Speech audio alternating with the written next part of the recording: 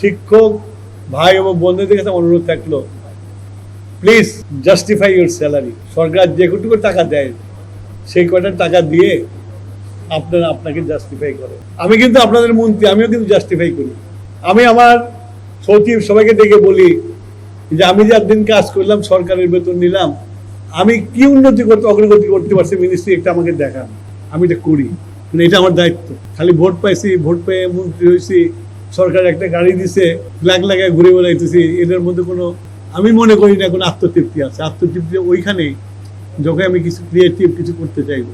যেমন আমি সোলারের জন্য প্রধানমন্ত্রী চাইছে সোলার করতে হবে, আমরা টার্গেট ঠিক করছি 10,000 মেগাওয়াট সোলার করবো আমরা। আর এই সোলার যদি আমরা করতে পারি, সোলারের যে জ্বালানি সেটার কোনো মূল্য নেই, সূর্য, তাহলে আমার দেশের যে জ্বালানি ইম্পোর্ট করি, বিলিয়ন ডলার জ্বালানি ইম্পোর্ট করি, সেটা কমে যাবে। আর সেই টাকাটা আমরা আপনাদের পিছনে খরচ করতে পারবো।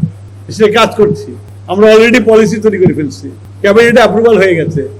এখন দেখবেন যে বাড়ির ছাদে সব সোলার লাগাই দেওয়া হচ্ছে, এবং সোলার চলে আসলে আপনাদেরও কষ্ট কমে আসবে। আপনারা বলতে পারবেন না বিদ্যুৎ নাই, কেন সোলার থেকে বিদ্যুৎটা পাবেন আপনারা। তো আমরা কাজ করছি, আমরা আপনাদের সহযোগিতা চাই। আর একটা বলবো যে আমরা ওই GPA 5 GPA 10 কিন্তু কিছু জানে না এরকম জেনারেশন তৈরি করতে চাই না। আমরা চাই GPA 5 GPA 10 দেবে যে সব জানবে।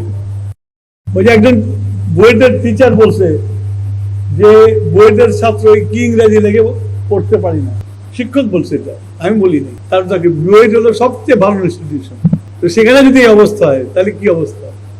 তা আপনাদের কাছে, বিশেষ করে আমার মাদের কাছে একটা অনুরোধ থাকলো। সে অনুরোধটা হলো যে আপনারা হলো গর্ভধারিণী, আপনাদের দায়িত্ব কিন্তু বেশি আপনার সন্তানকে সুন্দর করে মানুষ করা। এটা আপনাদের দায়িত্ব। আপনারা স্কুলের টিচার, আপনাদের দায়িত্ব প্রতিটি সন্তানকে নিজের গর্বের সন্তান মনে করেন এবং তাদেরকে শিক্ষা দেন, যাতে আগামীতে এই জাতি ঘুরে দাঁড়াতে পারে, মাথা উঁচু করে দাঁড়াতে পারে। তার জন্য আমাদের প্রধানমন্ত্রী অক্লান্ত পরিশ্রম করে। আপনারা পাইছেন প্রধানমন্ত্রী, যে প্রধানমন্ত্রী রাস্তা দিয়ে হাঁটে, যে প্রধানমন্ত্রী ট্রাফিক আইন ভঙ্গ করে না, পান নাই। এই প্রধানমন্ত্রী আপনাদেরকে এই দৃষ্টান্ত স্থাপন করছে। যে প্রধানমন্ত্রী 9টার মধ্যে অফিসে পৌঁছে, যে প্রধানমন্ত্রী যে কোনো মিটিং এর আগে যে পৌঁছে, আমাদের আগে যে পৌঁছে, এগুলো কিন্তু যুগে যুগে একবার আসে, দুইবার আসে না। সেই প্রধানমন্ত্রীর যে স্বপ্ন, যে প্ল্যান, এটাকে সাকসেসফুল করার দায়িত্ব আপনাদের, আমাদের সবার।